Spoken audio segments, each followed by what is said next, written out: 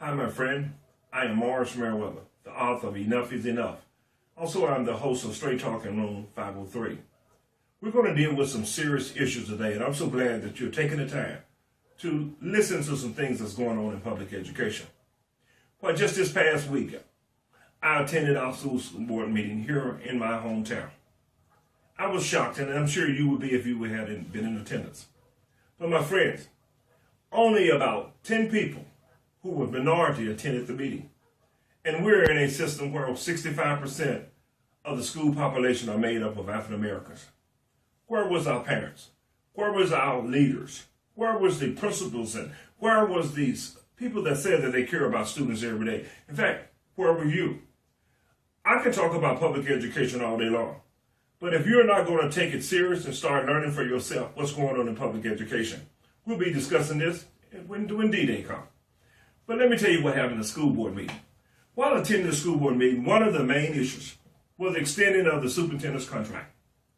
In my hometown, the superintendent was charged with intimidation, not wanting to listen to the staff. In fact, her low marks was in staff morale, not listening to teachers, intimidation of staff. But she had high marks in meeting the public. What I call that's called sugarcoating.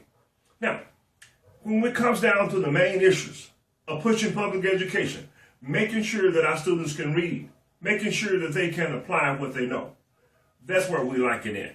But this year, we're going on and creating a high school that's going to have college interest in it, that you can leave here in high school and go straight on to college, or you can have an associate degree at a time when deficit in the school system is at an all-time high. Let me tell you something else. By the time the school year ends and we begin the fall quarter, we're going to be $3.7 million in the hole. Let me change it. Let me change the terminology. Let me say not hole. Let me use the terminology that we're going to be in the red by $3.7 million.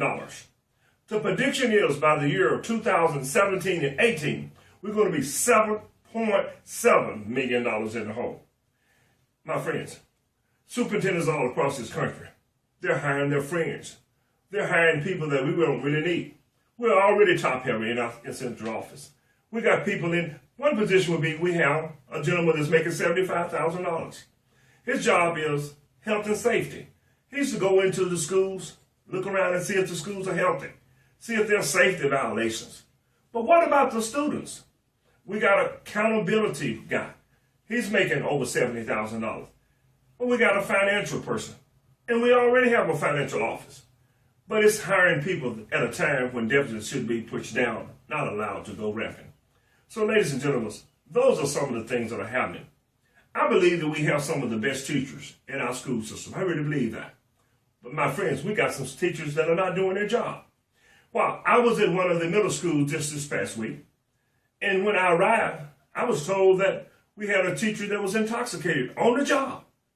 In fact, the person told me, you can look, there is the individual. So this is not something someone told me. I watched an intoxicated teacher running around in the hallway while her class was without a teacher. Then she went back into the classroom intoxicated. If I can observe her intoxication from a distance, the students could smell the alcohol and see the intoxication. How's our kids going to have trust in teachers? And we got teachers that come to school that way. I asked, well, is this her first time? No, she has a history of that. Not only she has a history of it in this school, she came to us this way. And she's been allowed to do that. And I said, well, why have they allowed her to stay? Tenure law. She's got tenure, so she has no way to be fired. That is not true. It depends on the principal of the school, the administrator. If he's not willing to do paperwork to get rid of these bad teachers, that's how they remain in our system. That is one of the reasons that a lot of the students are leaving and going to private school.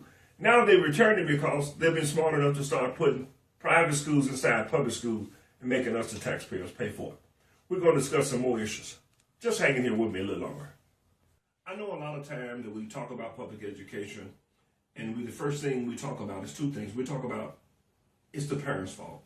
It's the parents' fault. Next session, we're going to talk about the parents. But we're going to talk and lay on the point of teachers this time.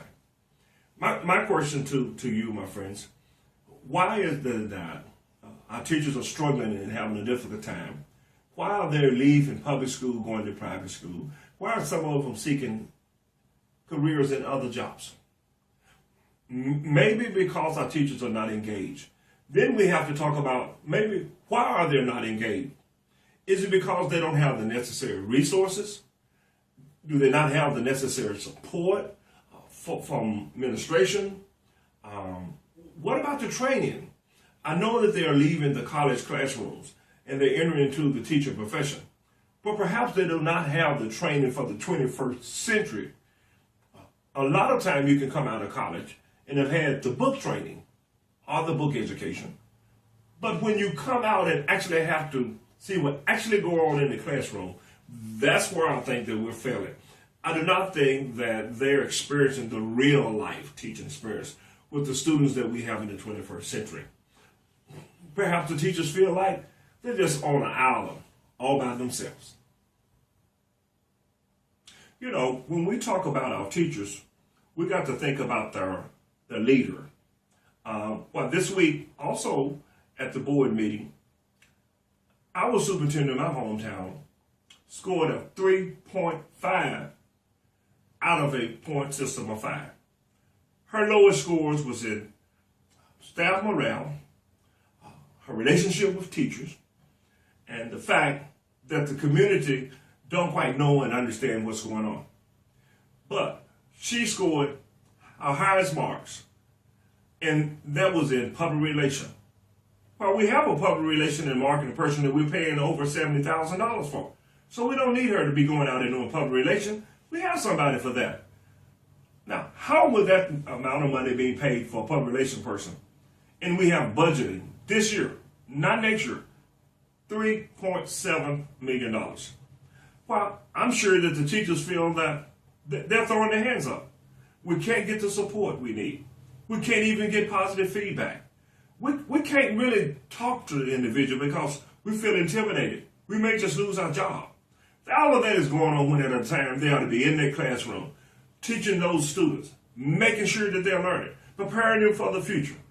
You don't have time to be worried about your job when you need to be teaching the students. So a lot of that having to do with superintendents. And my friends, let me tell you this. This is not just happening in my hometown. All across the country, the very same thing is going on. What would make you think that because it's happening in my hometown, it's not happening in California, Texas, Nevada? People are the same wherever you go. You mean to tell me that the people in my hometown and the students, the superintendent, the Board of Education is totally different? They would be aliens if they was not the same. So it's happening everywhere. I have talked with people in all of the states, and I'm asking, are people coming to school board meetings? Are they going in to meet the teachers? Are they going into the school? And the answer is the same. No, they're not. So why are we complaining that public education is failing? We're not happy when people are not coming to the board meeting. You know, our leaders are not going and representing themselves at the board meeting. Parents are not coming. They obviously not asking their child what's happening at school because they were being up in arms. So we have failed. That's why public education, because people, just like those people who are listening to my tape, they are just listening. They're not doing anything. I've gotten comments all of the time. Mr. Merriweather, you're right on target. You're saying the right thing. We appreciate what you're doing. But what about what you're doing? Nothing is happening on that scene. So maybe it's just the point that the students have just thrown up their hand and said, they don't care. If they don't care, I don't care. We're going to have a ball. My friends, each week I come to you in the class of Straight Talking Room 503. And I talk to you about the issues involving public education. My question is, where are you? I'm giving you words of knowledge. I'm giving you examples. I'm informing you of what's going on. But if you won't pick up the phone and talk to your representative, your school board representative, you won't go in and talk to the superintendent. You won't go into the school and walk around because that is your property. You're paying taxes for that. You can go into your school. Go in during lunchtime. Listen to how our cafeterias are out of control. Look at how our hallways are out of control. Listen to our classroom out of control. I don't really understand how they learn as well as they do. I guess they're getting used to the noise. But my friend, it's time for some action. And I want you to know that you can count on me.